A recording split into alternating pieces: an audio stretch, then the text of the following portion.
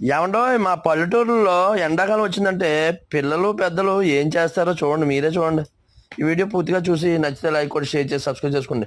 అలాగే మేము ఏం తింటున్నామో దాన్ని తెలుగులో ఏమంటారో కామెంట్ చేయండి. ఉంటాను మరి.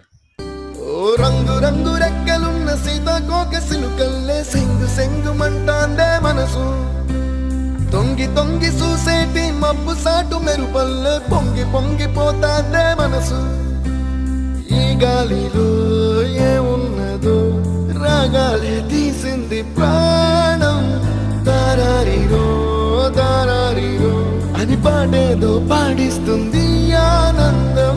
ఇంత అందంగా ఉంటుందా ఈ లోకం,